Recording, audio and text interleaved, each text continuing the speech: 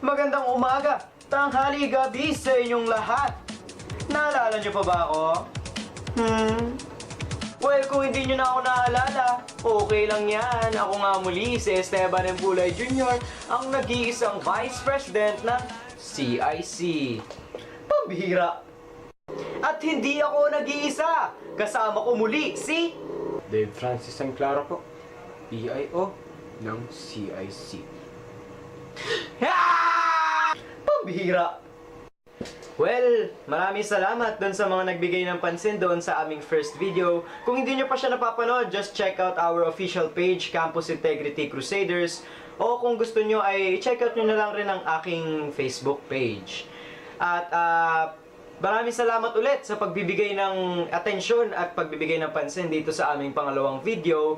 Dahil itong pangalawang video ay napaka-importante dahil meron po kaming mga bagong regulasyon na ginawa tungkol sa pagpapatakbo sa aming napaka-espesyal na programang Opinion Mo, I-Selfie Video Mo. Una!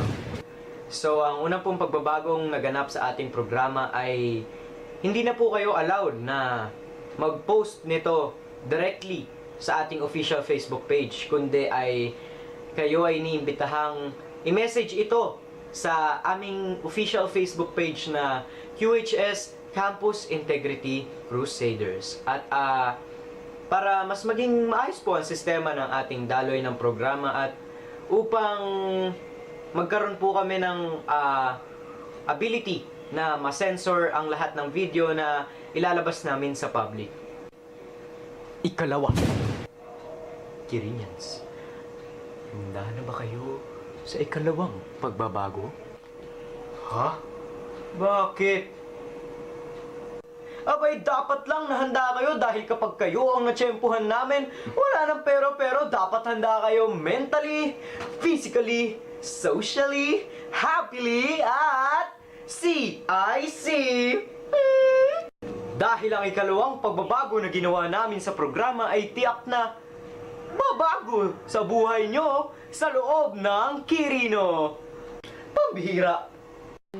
Ito ang tinatawag naming ipahayag mo on the spot. Pambihira.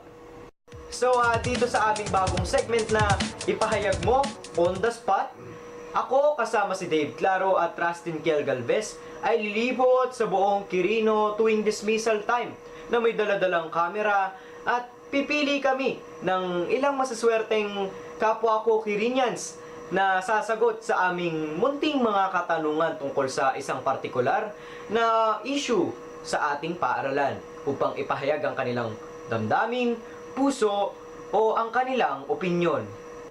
O di ba? Konti lang talaga, halos wala rin na bago, kaya patuloy lang kayo sa pagsasend ng inyong mga selfie video dahil ito ang magiging daan para sa inyo na kausapin ang mga nakatataas at upang marinig ng lahat ng mga taga-Quirino ang inyong boses at upang mamulat sila sa kung ano ang hindi nila nakikita na inyong nakikita sa loob ng ating paaralan. So, ayun lamang at maraming salamat. Muli ako si Esteban M. Bulay Jr. kasama si Dave Claro. Salamat. Si! Pambihira!